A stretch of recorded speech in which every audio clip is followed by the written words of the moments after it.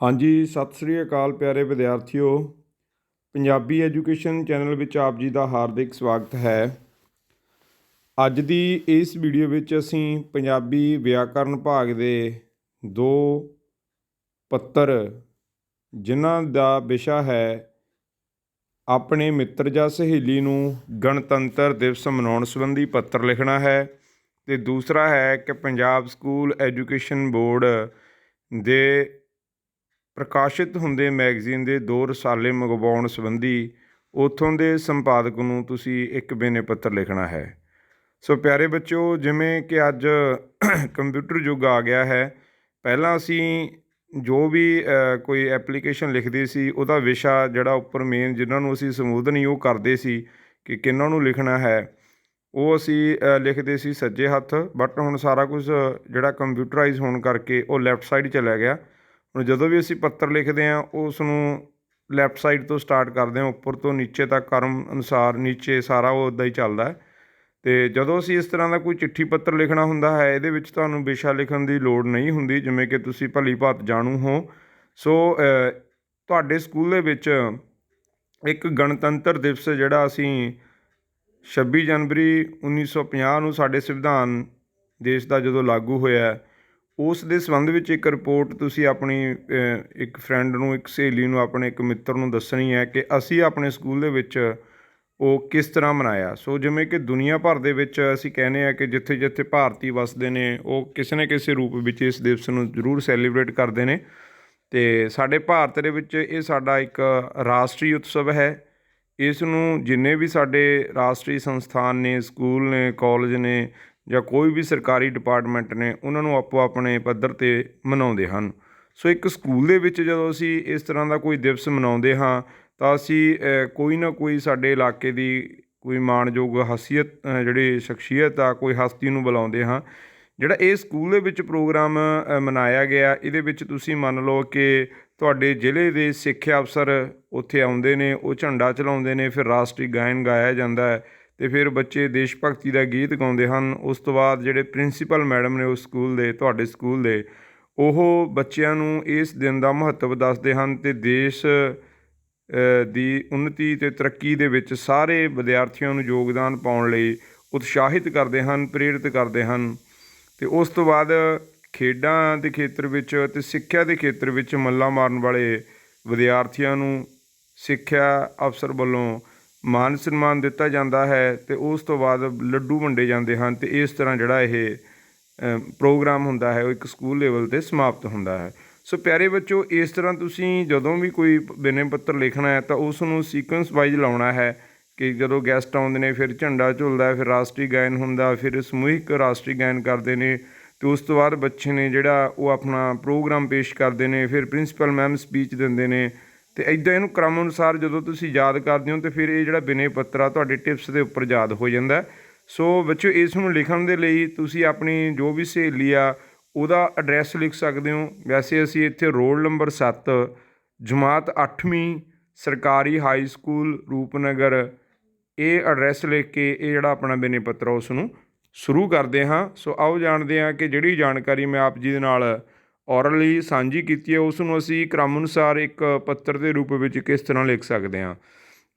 ਜਿਵੇਂ ਕਿ ਹੈ, ਤੁਸੀਂ ਜਿਸ ਨੂੰ ਪੱਤਰ ਲਿਖ ਰਹੇ ਹੋ, ਪਿਆਰੀ ਸਹੇਲੀ ਬਲਦੀਪ, ਅੱਗੇ ਹੈ ਸਤਿ ਸ੍ਰੀ ਅਕਾਲ।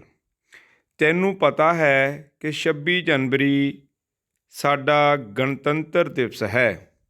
ਇਸ ਦਿਨ 1950 ਈਸਵੀ ਨੂੰ ਸਾਡੇ ਆਜ਼ਾਦ ਭਾਰਤ ਦਾ ਆਪਣਾ ਸੰਵਿਧਾਨ ਲਾਗੂ ਕੀਤਾ ਗਿਆ ਸੀ। ਇਸ ਦਿਨ ਦੇਸ਼ ਭਰ ਵਿੱਚ ਸਮਾਗਮ ਕੀਤੇ ਜਾਂਦੇ ਹਨ। ਸੋ ਬੱਚੇ, ਇੱਥੇ ਇਹ ਗੱਲ ਸਮਝਣ ਵਾਲੀ ਹੈ ਕਿ ਜਿਸ ਵਿਸ਼ੇ ਨਾਲ ਸੰਬੰਧਿਤ ਤੁਸੀਂ ਪੱਤਰ ਲਿਖਦੇ ਹੋ, ਉੱਪਰਲੀਆਂ 2 ਲਾਈਨਾਂ ਦੇ ਵਿੱਚ ਉਹਦੀ ਇੱਕ ਬੇਸਿਕ ਇੰਟਰੋਡਕਸ਼ਨ ਅਸੀਂ ਨੇ ਜ਼ਰੂਰ ਲਿਖਣੀ ਆ, ਉਹਦੇ ਬਾਰੇ ਜ਼ਰੂਰ ਲਿਖਣਾ। ਜਿਵੇਂ ਕਿ ਇਹ ਉੱਪਰ ਕਲੀਅਰ ਹੋ ਜਾਂਦਾ ਕਿ 26 ਜਨਵਰੀ 1950 ਦਾ ਜਿਹੜਾ ਦਿਨ ਆ ਇਹ ਅਸੀਂ ਕਿਉਂ ਸੈਲੀਬ੍ਰੇਟ ਕਰਦੇ ਹਾਂ, ਕਿਉਂ ਮਨਾਉਂਦੇ ਹਾਂ, ਅਤੇ ਉੱਪਰ ਇਹ ਵੀ ਕਲੀਅਰ ਹੁੰਦਾ ਹੈ ਕਿ ਸਾਡਾ ਰਾਸ਼ਟਰੀ ਦਿਵਸ ਹੈ, ਰਾਸ਼ਟਰ ਦੇ ਤੌਰ 'ਤੇ ਅਸੀਂ ਇਸ ਨੂੰ ਮਨਾਉਂਦੇ ਹਾਂ ਸਾਰੇ ਭਾਰਤੀ।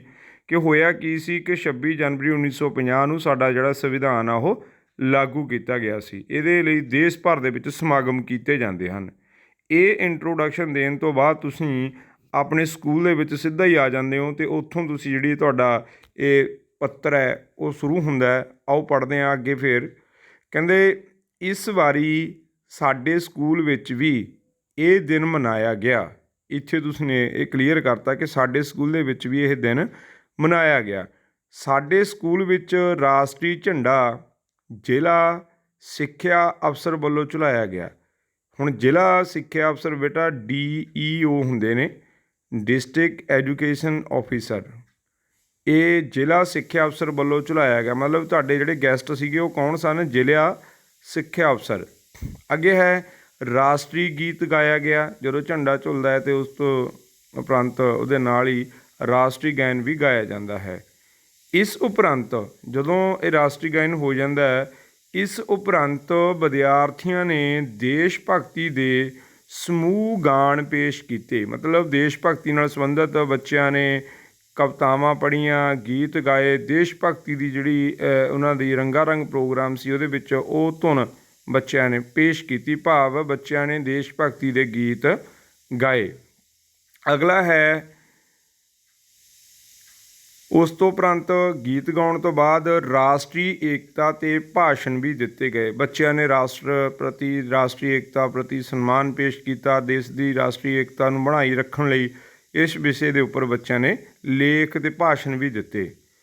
ਉਸ ਤੋਂ ਉਪਰੰਤ ਪ੍ਰਿੰਸੀਪਲ ਸਾਹਿਬ ਨੇ ਦੇਸ਼ ਦੀ ਤਰੱਕੀ ਲਈ ਹਰ ਵਿਦਿਆਰਥੀ ਨੂੰ ਹਿੱਸਾ ਪਾਉਣ ਲਈ ਉਤਸ਼ਾਹਿਤ ਕੀਤਾ। ਜਦੋਂ ਇਹ ਭਾਸ਼ਣ ਖਤਮ ਹੋਏ, ਸਕੂਲ ਪ੍ਰਿੰਸੀਪਲ ਮੈਡਮ ਨੇ ਸਾਰੇ ਬੱਚਿਆਂ ਨੂੰ ਦੇਸ਼ ਅਤੇ ਰਾਸ਼ਟਰ ਪ੍ਰਤੀ ਆਪਣਾ ਯੋਗਦਾਨ ਪਾਉਣ ਲਈ ਉਤਸ਼ਾਹਿਤ ਕੀਤਾ ਕਿ ਕਿਹਾ, ਪਿਆਰੇ ਬੱਚਿਓ, ਤੁਸੀਂ ਵੀ ਵੱਡੇ ਹੋ ਕੇ ਫੌਜੀ ਬਣਨਾ ਹੈ ਜਾਂ ਦੇਸ਼ ਦੇ ਵੱਖ-ਵੱਖ IAS PCS ਅਫਸਰ ਲੱਗਣਾ ਹੈ, ਕਿ ਤੁਸੀਂ ਦੇਸ਼ ਦੇ ਵਿਕਾਸ ਲਈ ਕੰਮ ਕਰਨਾ ਹੈ। ਸੋ ਇਸ ਤਰ੍ਹਾਂ ਪ੍ਰਿੰਸੀਪਲ ਮੈਡਮ ਨੇ ਆਪਣਾ ਭਾਸ਼ਣ ਦਿੱਤਾ ਅਤੇ ਹਰੇਕ ਬੱਚੇ ਨੂੰ ਦੇਸ਼ ਦੀ ਤਰੱਕੀ ਲਈ ਹਿੱਸਾ ਪਾਉਣ ਲਈ ਉਤਸ਼ਾਹਿਤ ਕੀਤਾ।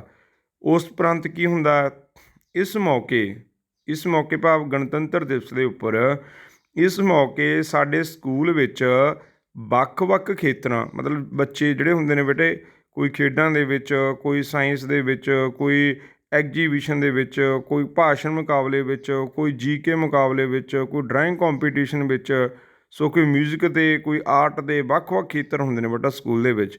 ਜਿਹੜੇ ਬੱਚੇ ਉਹਨਾਂ ਖੇਤਰਾਂ ਦੇ ਵਿੱਚ ਅੱਛੀਆਂ ਪੋਜੀਸ਼ਨਾਂ ਲੈ ਕੇ ਆਉਂਦੇ ਨੇ, ਸਰਟੀਫਿਕੇਟ ਮਿਲਦੇ ਨੇ, ਉਹਨਾਂ ਨੂੰ ਪ੍ਰਾਈਜ਼ ਮਿਲਦੇ ਨੇ। ਅਤੇ ਸਕੂਲ ਫਿਰ ਇੱਕ ਐਸਾ ਦਿਨ ਨਿਸ਼ਚਿਤ ਕਰਦਾ ਜਿਸ ਦਿਨ ਕੋਈ ਸਕੂਲ 'ਚ ਗੈਸਟ ਆਉਂਦਾ, ਉਹਨਾਂ ਵਿਦਿਆਰਥੀਆਂ ਨੂੰ ਫਿਰ ਉਹ ਜਿਹੜੇ ਮਾਨ ਸਨਮਾਨ ਨੇ, ਸਰਟੀਫਿਕੇਟ ਨੇ, ਜਿਹੜੇ ਉਹਨਾਂ ਦੇ ਮੋਮੈਂਟੋਜ਼ ਹੁੰਦੇ ਨੇ, ਉਹ ਉਸ ਦਿਨ ਪ੍ਰਦਾਨ ਕੀਤੇ ਜਾਂਦੇ ਨੇ, ਵੰਡੇ ਜਾਂਦੇ ਨੇ, ਉਹਨਾਂ ਨੂੰ ਮਾਨ ਸਨਮਾਨ ਹੁੰਦਾ। ਇਸ ਮੌਕੇ ਸਾਡੇ ਸਕੂਲ ਵਿੱਚ ਜਿਵੇਂ ਪੜ੍ਹਾਈ, ਖੇਡਾਂ ਅਤੇ ਸੱਭਿਆਚਾਰਕ ਪ੍ਰੋਗਰਾਮਾਂ ਵਿੱਚ ਉੱਚ ਪ੍ਰਾਪਤੀਆਂ ਕਰਨ ਵਾਲੇ ਵਿਦਿਆਰਥੀਆਂ ਨੂੰ ਸਨਮਾਨਿਤ ਕੀਤਾ ਗਿਆ। ਇਹ ਉਹੀ ਗੱਲ ਹੈ ਬੇਟਾ ਵੀ ਬੱਚਿਆਂ ਨੂੰ ਸਨਮਾਨਿਤ ਕੀਤਾ ਗਿਆ। ਉੱਥੇ ਪ੍ਰੋਗਰਾਮ ਦੇ ਅਖੀਰ ਵਿੱਚ ਸਾਰੇ ਵਿਦਿਆਰਥੀਆਂ ਨੂੰ ਲੱਡੂ ਵੰਡੇ ਗਏ। ਸੱਚਮੁੱਚ ਇਹ ਦਿਨ ਸਾਡੇ ਲਈ ਖੁਸ਼ੀਆਂ ਅਤੇ ਰੌਣਕਾਂ ਭਰਪੂਰ ਬਣ ਗਿਆ।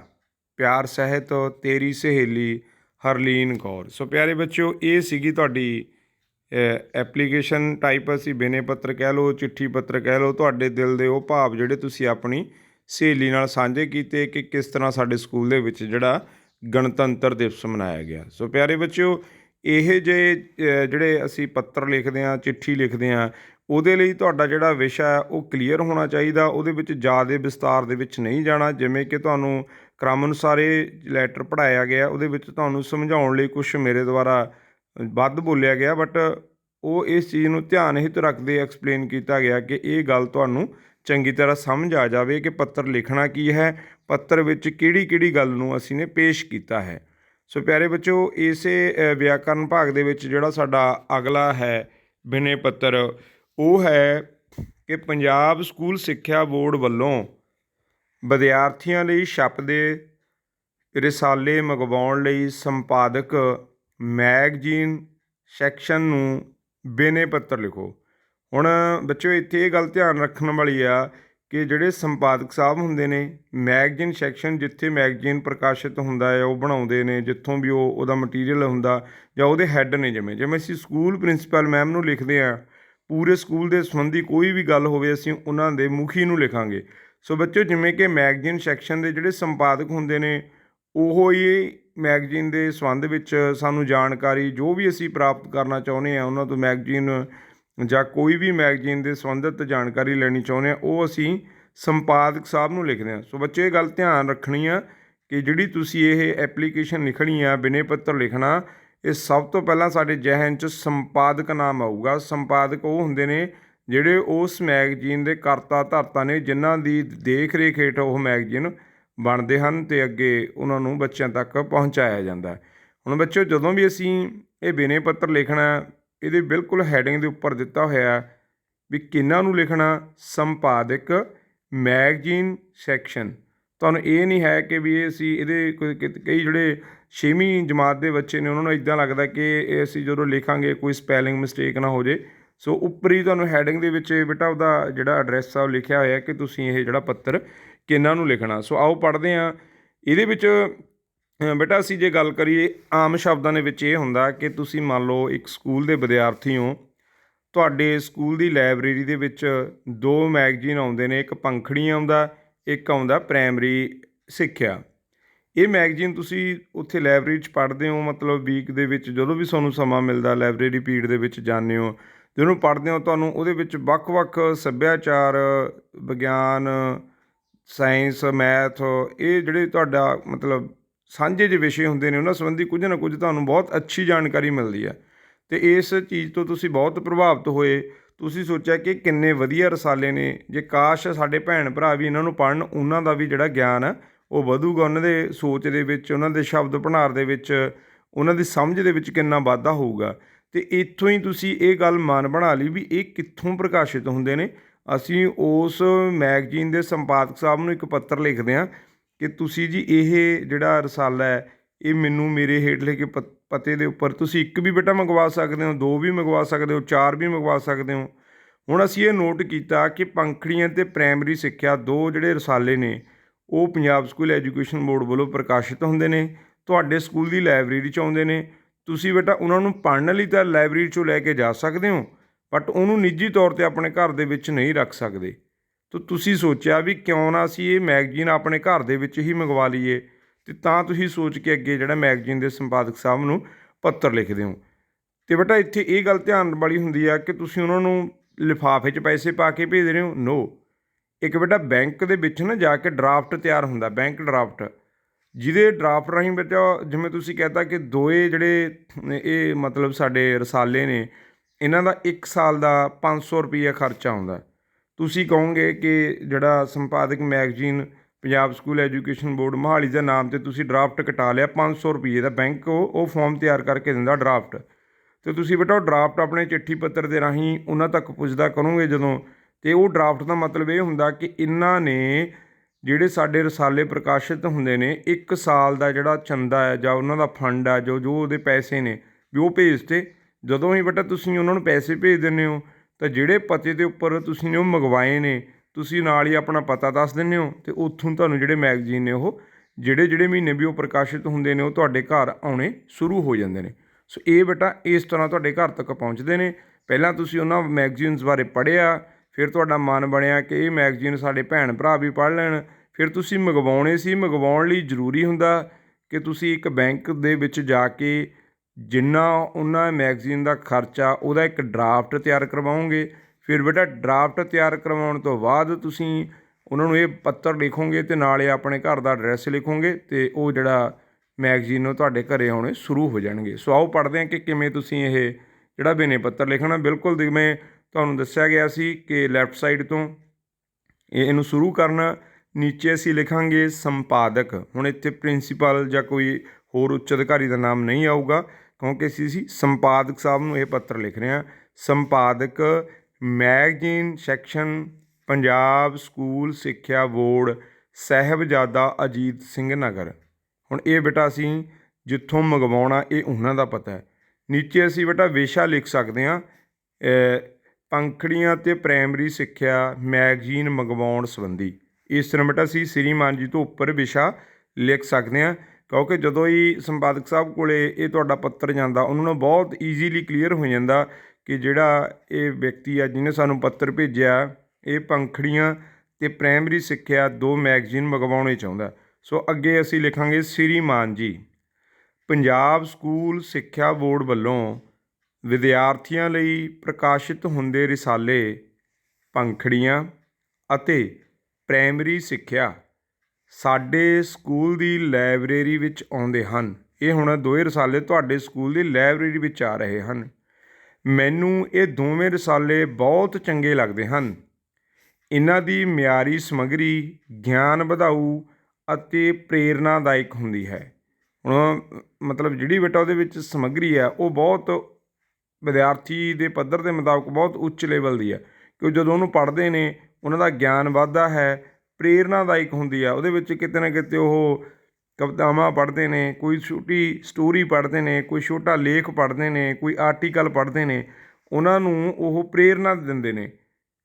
ਫਿਰ ਮੈਂ ਚਾਹੁੰਦਾ ਹਾਂ ਕਿ ਇਹ ਰਸਾਲੇ ਮੇਰੇ ਛੋਟੇ ਭੈਣ ਭਰਾ ਵੀ ਪੜ੍ਹਨ। ਹੁਣ ਮੰਨ ਲਓ ਤੁਸੀਂ 10ਵੀਂ ਜਮਾਤ ਦੇ ਵਿਦਿਆਰਥੀ ਹੋ, 9ਵੀਂ ਦੇ ਵਿਦਿਆਰਥੀ ਹੋ ਜਾਂ 8ਵੀਂ ਦੇ, ਤੁਸੀਂ ਚਾਹੁੰਦੇ ਹੋ ਕਿ ਮੇਰੇ 5ਵੀਂ 6ਵੀਂ 'ਚ ਪੜ੍ਹਦੇ ਭੈਣ ਭਰਾ ਵੀ ਇਹ ਰਸਾਲੇ ਪੜ੍ਹਨ।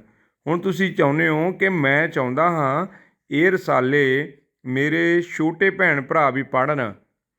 ਹੁਣ ਉਪਰੋਕਤ ਰਸਾਲਿਆਂ ਦਾ ਸਾਲਾਨਾ ਚੰਦਾ ਡਰਾਫਟ ਰਾਹੀਂ ਭੇਜ ਰਿਹਾ ਹਾਂ। ਇੱਥੇ ਬੇਟਾ ਬਹੁਤ ਸ਼ਾਰਟਕੱਟ 'ਚ ਉਹਨਾਂ ਨੇ ਗੱਲ ਕਲੀਅਰ ਕਰਤੀ ਵੀ ਮੈਂ ਪੰਖੜੀਆਂ ਅਤੇ ਪ੍ਰਾਇਮਰੀ ਸਿੱਖਿਆ ਭਾਵ ਉਪਰੋਕਤ ਤੋਂ ਭਾਵ ਬੇਟਾ ਹੁੰਦਾ ਵੀ ਉੱਪਰ ਦਿੱਤੇ, ਉੱਪਰ ਕਿਹੜੇ ਦਿੱਤੇ ਹੋਏ ਨੇ, ਪੰਖੜੀਆਂ ਅਤੇ ਪ੍ਰਾਇਮਰੀ ਸਿੱਖਿਆ। ਮੈਂ ਉਪਰੋਕਤ ਰਸਾਲਿਆਂ ਦਾ ਸਾਲਾਨਾ ਚੰਦਾ ਵੀ 1 ਸਾਲ ਦੇ ਜੋ ਉਹਨਾਂ ਦੇ ਪੈਸੇ ਨੇ ਉਹ ਡਰਾਫਟ ਰਾਹੀਂ ਭੇਜ ਰਿਹਾ। ਜਿਵੇਂ ਤੁਹਾਨੂੰ ਸਮਝਾਇਆ ਸੀ ਕਿ ਡਰਾਫਟ ਕੀ ਹੁੰਦਾ ਹੈ, ਬੈਂਕ ਦੇ ਦੁਆਰਾ ਇਹ ਡਰਾਫਟ ਤਿਆਰ ਹੁੰਦਾ, ਕਿ ਮੈਂ ਸਾਲਾਨਾ ਚੰਦਾ ਡਰਾਫਟ ਰਾਹੀਂ ਭੇਜ ਰਿਹਾ ਹਾਂ। ਕਿਰਪਾ ਕਰਕੇ ਇਹ ਦੋਵੇਂ ਰਸਾਲੇ, ਹੁਣ ਤੁਹਾਨੂੰ ਕਿੰਨੇ ਚਾਹੀਦੇ ਨੇ, 2 ਵੀ ਮੰਗਵਾ ਸਕਦੇ ਹੋ, 1 ਵੀ ਮੰਗਵਾ ਸਕਦੇ ਹੋ, 4 ਵੀ ਮੰਗਵਾ ਸਕਦੇ ਹੋ। ਹੁਣ ਇਹ ਦੋਵੇਂ ਰਸਾਲੇ ਮੈਨੂੰ ਛੇਤੀ ਤੋਂ ਛੇਤੀ ਹੇਠ ਲਿਖੇ ਪਤੇ 'ਤੇ ਭੇਜਣ ਦੀ ਖੇਚਲ ਕਰਨੀ। ਹੁਣ ਬੇਟਾ ਇੱਥੇ ਤੁਸੀਂ ਆਪਣਾ ਜਿਹੜਾ ਪ੍ਰੋਪਰ ਐਡਰੈਸ ਆ ਉਹ ਜੇ ਸਹੀ ਲਿਖੋਗੇ ਤਾਂ ਤੁਹਾਡੇ ਐਡਰੈਸ 'ਤੇ ਆਉਣਗੇ, ਅਦਰਵਾਈਜ਼ ਨਹੀਂ ਆਉਣਗੇ। ਤੁਸੀਂ ਇਹ ਭੇਜਣ ਤੋਂ ਬਾਅਦ ਲਿਖਤਾ ਧੰਨਵਾਦ, ਤੁਸੀਂ ਕਿਹਾ ਕਿ ਧੰਨਵਾਦ ਜੀ। ਐਡਰੈਸ ਆ ਜਿਹੜਾ ਬੇਟਾ ਤੁਸੀਂ ਇੱਥੇ ਲੈਫਟ ਸਾਈਡ ਰਾਈਟ ਸਾਈਡ ਲਿਖਿਆ, ਤੁਸੀਂ ਲੈਫਟ ਸਾਈਡ ਵੀ ਲਿਖ ਸਕਦੇ ਹੋ। ਜਿਵੇਂ ਆਪ ਦਾ ਸ਼ੁਭ ਚਿੰਤਕ, ਹੁਣ ਮੰਗਵਾਉਣ ਵਾਲਾ ਕੌਣ ਹੈ ਉੱਥੇ ਬੇਟਾ ਬਿਲਕੁਲ ਧਿਆਨ ਦੇਣਾ, ਬਲਦੀਪ ਸਿੰਘ ਪੁੱਤਰ ਸਰਦਾਰ ਬਲਵਿੰਦਰ ਸਿੰਘ, ਪਿੰਡ ਅਤੇ ਡਾਕਖਾਨਾ ਕਾਕੜਾ, ਇੱਦਾਂ ਲਿਖ ਸਕਦੇ ਹੋ। ਇੱਥੇ ਪਿੰਡ ਅਤੇ ਡਾਕਖਾਨਾ ਕਾਕੜਾ, ਜ਼ਿਲ੍ਹਾ ਸੰਗਰੂਰ, ਪਿੰਨ ਕੋਡ ਪਾ ਸਕਦੇ ਹਾਂ 148026। ਇਸ ਤਰ੍ਹਾਂ ਤੁਸੀਂ ਆਪਣਾ ਜਿਹੜਾ ਪ੍ਰੋਪਰ ਐਡਰੈਸ ਬੇਟਾ ਉੱਥੇ ਲਿਖਣਾ। ਕੋਸ਼ਿਸ਼ ਕਰੋ ਕਿ ਆਪਣਾ ਮੋਬਾਈਲ ਨੰਬਰ ਵੀ ਲਿਖ ਦਿਓ ਤਾਂ ਜੋ ਡਾਕੀ ਹੈ ਤੁਹਾਨੂੰ ਫ਼ੋਨ ਕਰਕੇ ਵੀ ਆ ਸਕੇ। ਅੱਜ ਦੇ ਸਮੇਂ 'ਚ ਅਸੀਂ ਮੋਬਾਈਲ ਫੋਨ ਵੀ ਮੈਂਸ਼ਨ ਕਰਦੇ ਹਾਂ ਬੇਟਾ। ਪੁਰਾਣੇ ਸਮੇਂ ਦੇ ਵਿੱਚ ਸਿਰਫ ਘਰ ਦਾ ਐਡਰੈਸ ਪਤਾ ਲਿਖਿਆ ਜਾਂਦਾ ਸੀ। ਜਦੋਂ ਵੀ ਤੁਹਾਡੇ ਰਸਾਲੇ ਆਉਣਗੇ ਇਸ ਨਾਲ ਸੰਬੰਧਿਤ ਜਿਹੜਾ ਤੁਹਾਡੇ ਪਿੰਡ ਦਾ ਡਾਕੀਆ ਡਾਕ ਲੈ ਕੇ ਆਉਂਦਾ ਉਹ ਰਸਾਲੇ ਲਿਆ ਕੇ ਤੁਹਾਡੇ ਘਰ ਤੁਹਾਨੂੰ ਪਹੁੰਚਦੇ ਕਰ ਦਊਗਾ। ਅਤੇ ਮਿਤੀ ਬੇਟਾ ਇੱਦਾਂ ਜ਼ਰੂਰ ਲਿਖਣੀ ਹੁੰਦੀ ਆ, ਜਿਵੇਂ ਇਹਦੇ ਵਿੱਚ ਮੰਨ ਲਓ ਕਿ ਅਸੀਂ ਲਿਖ ਰਹੇ ਹਾਂ ਅੱਜ 27 ਜਨਵਰੀ 2022 ਲਿਖ ਸਕਦੇ ਹਾਂ। ਇਹ ਤੋਂ ਭਾਵ ਇਹ ਹੁੰਦਾ ਕਿ ਅਸੀਂ ਚਿੱਠੀ ਪੱਤਰ ਕਿਸ ਦਿਨ ਭੇਜਿਆ ਸੀ। ਸੋ ਪਿਆਰੇ ਬੱਚੋ, ਇਹ ਸਨ ਵਿਆਕਰਨ ਨਾਲ ਸੰਬੰਧਿਤ ਆਪ ਜੀ ਦੇ 2 ਪੱਤਰ। ਇੱਕ ਤੁਸੀਂ ਪੰਜਾਬ ਸਕੂਲ ਐਜੂਕੇਸ਼ਨ ਬੋਰਡ ਨੂੰ ਲਿਖ ਰਹੇ ਹੋ ਅਤੇ ਇੱਕ ਚਿੱਠੀ ਆ ਜਿਹੜੀ ਤੁਸੀਂ ਆਪਣੀ ਸਹੇਲੀ ਨੂੰ ਲਿਖ ਕੇ ਆਪਣੇ ਸਕੂਲ ਦੇ ਵਿੱਚ ਕਿਸ ਤਰ੍ਹਾਂ ਗਣਤੰਤਰ ਦਿਵਸ ਮਨਾਇਆ ਗਿਆ ਉਹਦੀ ਜਾਣਕਾਰੀ ਦੇ ਰਹੇ ਹੋ। ਸੋ ਪਿਆਰੇ ਵਿਦਿਆਰਥੀਓ, ਪੰਜਾਬੀ ਵਿਆਕਰਨ ਅਤੇ ਪੰਜਾਬੀ ਵਿਸ਼ੇ ਨਾਲ ਸੰਬੰਧਿਤ ਵੱਖ-ਵੱਖ ਕਲਾਸਾਂ ਦਾ ਪਾਠਕ੍ਰਮ, ਵਿਆਕਰਨ ਨਾਲ ਸੰਬੰਧਿਤ ਜਾਣਕਾਰੀ ਹਾਸਲ ਕਰਨ ਲਈ ਸਾਡੇ ਨਾਲ ਜੁੜੇ ਰਹੋ ਆਪਣੇ ਇਸ ਚੈਨਲ ਦੇ ਉੱਪਰ, ਜਿਸ ਦਾ ਨਾਮ ਹੈ ਪੰਜਾਬੀ ਐਜੂਕੇਸ਼ਨ ਚੈਨਲ। ਸੋ ਵਿਆਕਰਨ ਦੇ ਪੱਤਰਾਂ ਸੰਬੰਧੀ ਜਿਹੜੀ ਇਹ ਵੀਡੀਓ ਆਪਾਂ ਇਹਨੂੰ ਇੱਥੇ ਹੀ ਸਮਾਪਤ ਕਰਦੇ ਹਾਂ। ਥੈਂਕ ਯੂ ਜੀ ਐਂਡ ਸਤਿ ਸ਼੍ਰੀ ਅਕਾਲ।